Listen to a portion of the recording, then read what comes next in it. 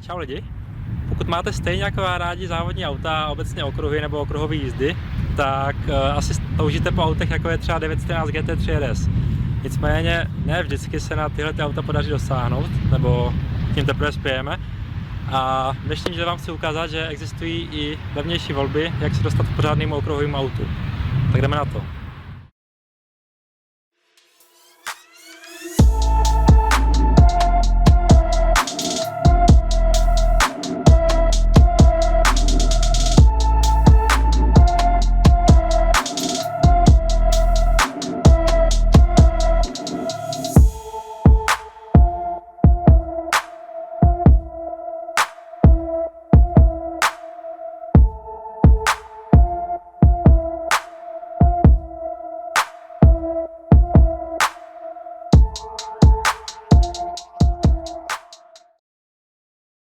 Čau Davide. Ahoj.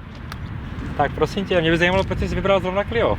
Hele, bylo to vlastně úplně náhodou. Jako Renaulta jsem ani nechtěl, ale nějak kamarádi jsme se domluvili ve 3 lidech, že si koupíme 3 stejné auta, budeme jezdit na okruhu, budeme mít dračku prostě jenom na to.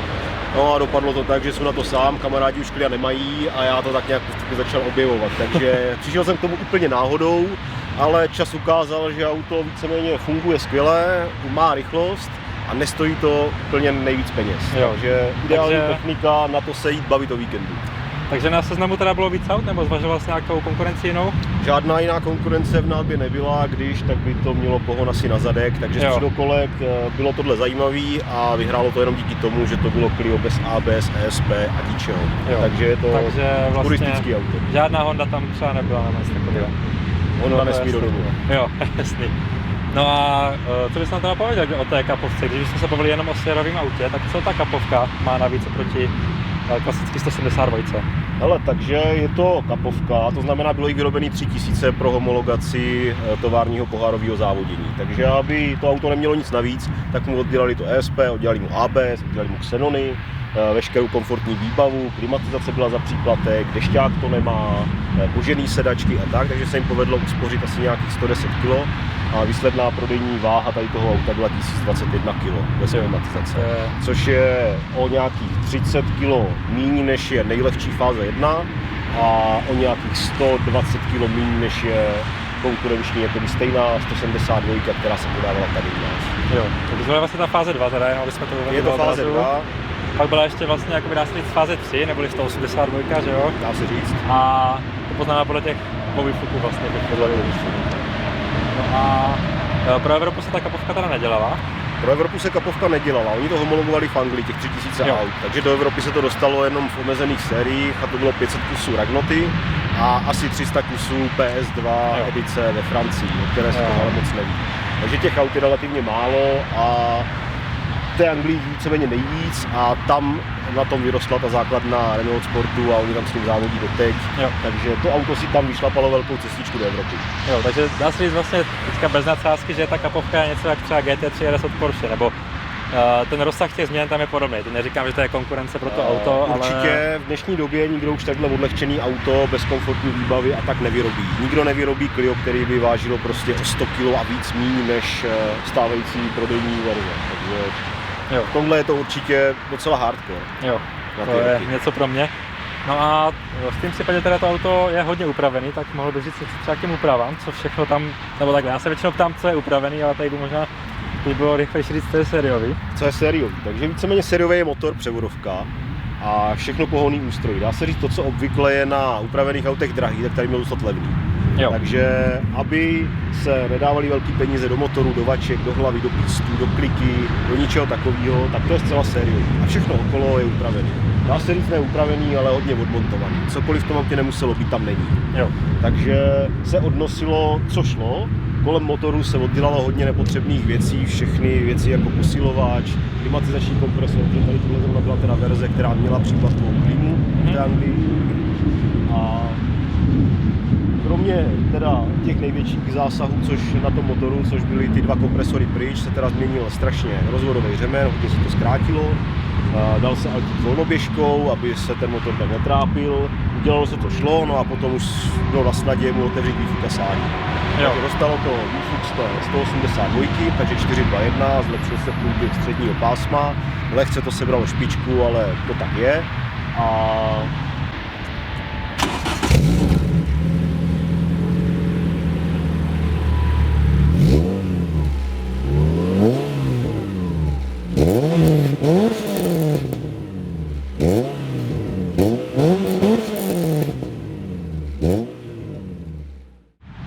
a udělal se vlastně airbox. Aby se udělal pořádně velký airbox, tak se musela přesunout baterka, udělalo se hodně místa, aby ten box byl prostě velký. A protože je tady problémový sání, tak se řešil nějaký nápor, byly samozřejmě varianty přes světlo a podobně. Nakonec se posunul, koupil se jiný vodní chladič, menší, vodníkovej, posunul se na jinou stranu auta, aby vzniklo místo na to sání. Udělal se teda doma nějaký vlastní airbox po vzoru Clio R3 a Twinga R2 Max. Ale protože pro tohle auto se nevyrábí, tak to muselo vzniknout na kolení. Takže tam se brala nějaká taková vize.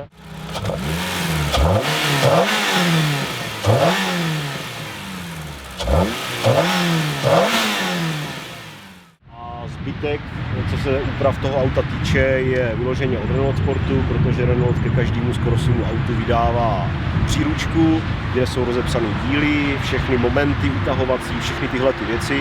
Takže co bylo dobrý, se vzalo z N-kového Clia, co bylo omezené v té N-kové třídě, jako horní uložení a podobně, se vzalo z 16 a tak dál se to takže prostě poskládalo. Je to poskládané z těch jako rallyových.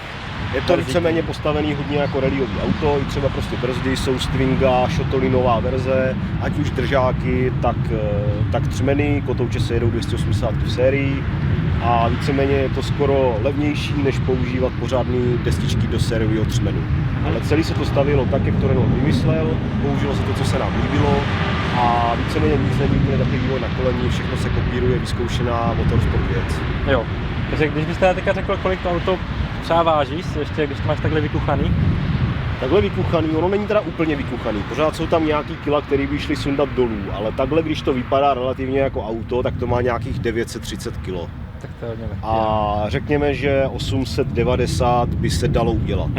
A je tam teda, když jsem říkal, 190 koní teďka, že jo? Je tam odměřených nějakých 143 kW a 216 krouťák, takže to je nějakých 190, řekněme 190 koní a ten krouťák. Krouťák narostl hlavně díky těm svodům a koně narostly hlavně díky airboxu, výfuku a tomu odlehčení, že motor netahá nic navíc, takže se s ničím nepřemáhá a výslední čísla byly hezký. Jo.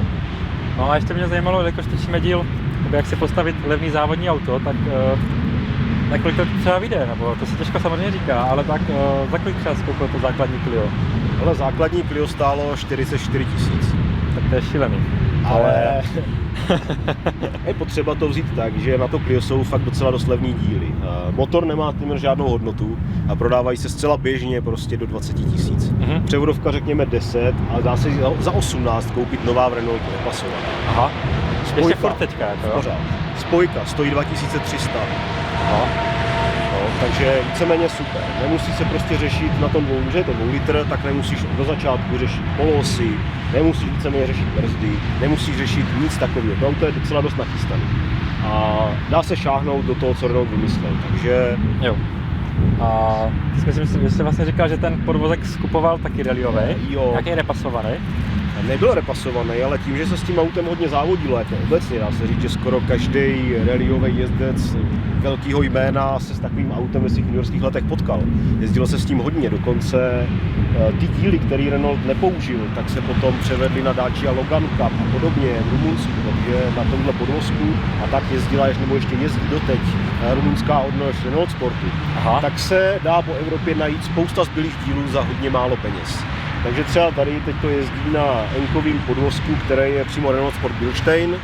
Jsou to 50 písnice, nezničitelný podvozek a vyšel třeba na 8 000. Na 8 000. A jezdím na něm 4 roky, není problém a je teda přehnaně tvrdý, mimo okruhový použití je jako nepohodlný, ale je to motorsport věc, žádná tuningová věc, tomu nemůže šáhat prostě ani poputníky. ten materiál je prostě nezničitelný. Jo. Doteďka se na ten podvozek dá kupovat repasní sada, jde doba rozebrat, takže si prostě rozšroubuju tlumič, dám patronu, dám uložení a mám podvozek, funguji dál. Jo, ale je teda jako pevnej, nebo je to nastavitelný? Vepředu je výškově, vzadu je napevno. Tím, že je to enkovej, tak je rovnou svařený na 1,5 příklon, plus se to dohodnilo excentrama a tak dál, takže se to dá nastavit až třeba ke 4,5 stupňů, když je potřeba. Jo. Takže tam nejdou nastavit takový ty odskoky a takové ty věci, jak se Tyhle tam nastavují. nastavit nejdou, to jsou samozřejmě podvozky cenové kategorie, Ale jako za 8 000 tak to prostě funguje. Luxusní cena docela. Stejně jako třeba na zadní nápravě jsou taky nějaký změny, protože Renault na ty rallyový auta měl přímo sadu plechů na vystužení zadní nápravy.